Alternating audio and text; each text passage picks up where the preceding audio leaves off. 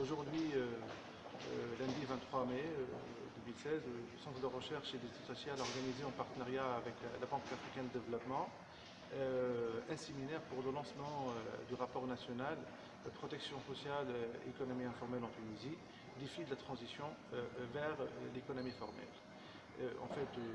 Ce séminaire a été l'occasion de présenter les principales méthodologies, les principales approches de mesure et d'appréhension du phénomène de l'informalité, de mettre aussi l'accent sur les différences conceptuelles entre un nombre de concepts comme l'économie agricole, l'économie informelle, l'emploi informel, l'économie souterraine, l'économie illégale, l'économie souterraine.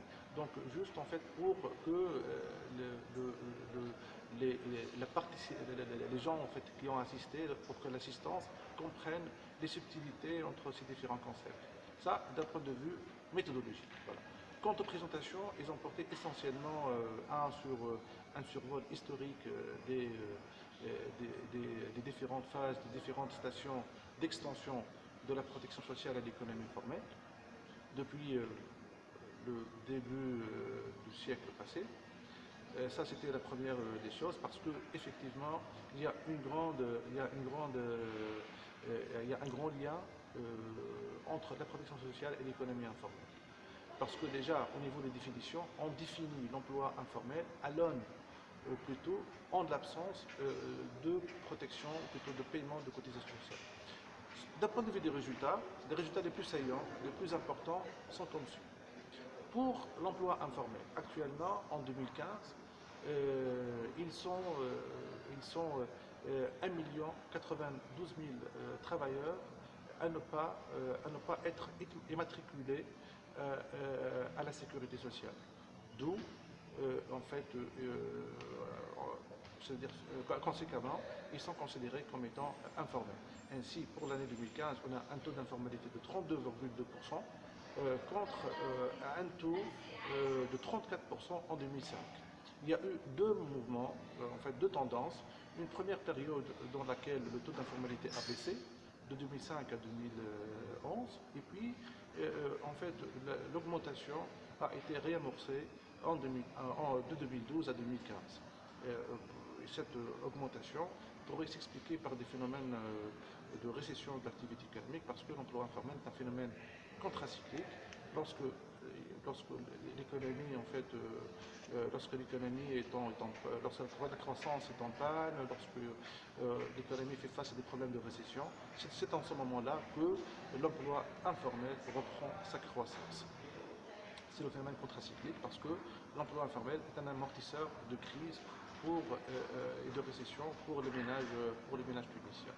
Ça, en fait, c'est un fait stylisé qu'on observe dans la plupart des pays. Ça, c'est le premier constat. Deuxième constat, c'est que l'emploi informel est très élevé, notamment pour les non-salariés. Pour les non-salariés, c'est-à-dire les travailleurs indépendants, les patrons, l'emploi informel a atteint des niveaux élevés, qui sont de l'ordre de 60% pour les indépendants et les travailleurs non salariés, et de 22% pour les salariés. Ça, ce sont les chiffres au niveau national. Troisième constat de taille, et l'un des moindres, et ça concerne les populations jeunes. L'emploi informel est particulièrement exacerbé auprès des populations jeunes. Si on prend par exemple l'indicateur des fréquences cumulées croissantes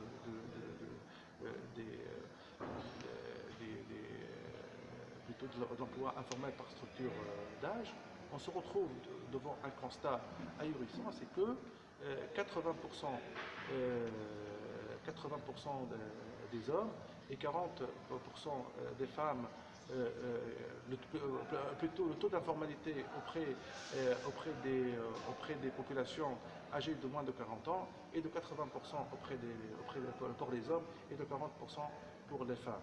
Aussi, un autre indicateur très important, si on prend l'évolution du taux le taux d'emploi informel selon la structure par âge de la population, on va se trouver devant un constat poignant, c'est que l'emploi informel est très élevé, notamment pour les populations très jeunes qui viennent d'intégrer le marché du travail. Et là, en fait, pour la tranche d'âge 15-20, et aussi de 40% pour la tranche d'âge 20-25. Ces constats nous laissent dire il s'agit aussi d'une intuition qu'il faudrait appuyer par des enquêtes, c'est que les populations jeunes qui viennent d'intégrer le marché du travail sont plus enclines à opter pour des postes d'emploi, pour des emplois qui n'offrent pas de sécurité sociale et qui sont peu décents.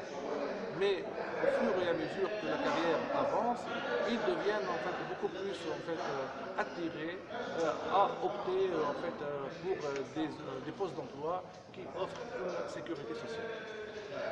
Quatrième constat, et non des moindres, en rapport avec la réforme des régimes de sécurité sociale, on pense que actuellement l'emploi informel constitue un gisement d'emploi très important pour la CNSS. Et du coup, on a fait un nombre de scénarios qui démontrent, qui font preuve, qui donnent des preuves à l'appui que la formalisation, les processus de formalisation pourraient générer